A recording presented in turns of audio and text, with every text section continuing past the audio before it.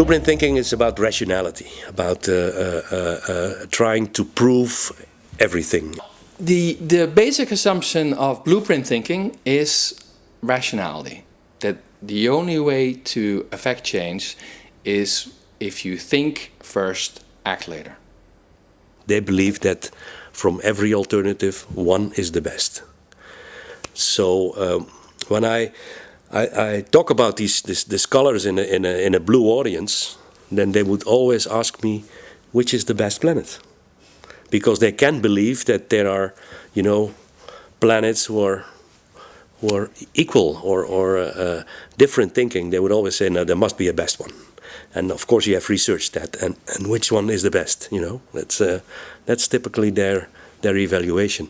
Or they come to me with feedback and they say, well, why do you have 5 planets? Why not reduce them to 2 planets? Because that's more simple. That's also an interesting aspect of blueprint thinking, is to make everything as simple as possible. So they assume that there's a linear process where you first analyze, then you plan, and then you implement the issue. And the end result is exactly what you wanted in the beginning. It's the only color that pretends that that's possible.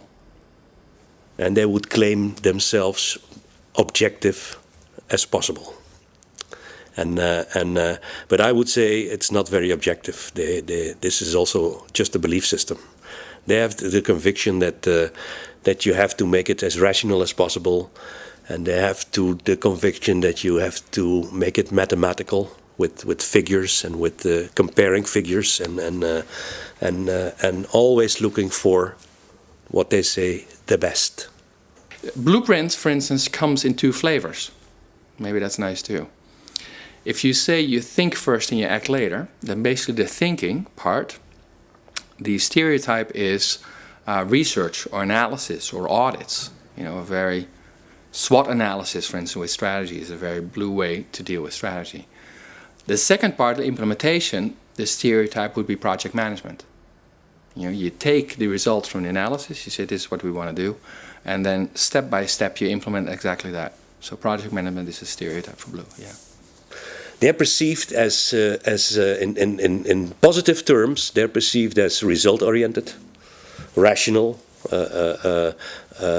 and in negative terms, they're seen as rigid and inflexible and not looking for people. They would see people as resources, as capacities, not as human beings. They're sometimes deemed a little bit, you know, not of this world, because, you know, the world actually doesn't necessarily fit in their rational frame that they have of the world. For instance, they have an idea that organization exists of departments that cooperate and processes that could flow nicely through them and all that kind of stuff. And reality doesn't look that way at all most of the time. There's conflicts, there's misunderstandings, there's power.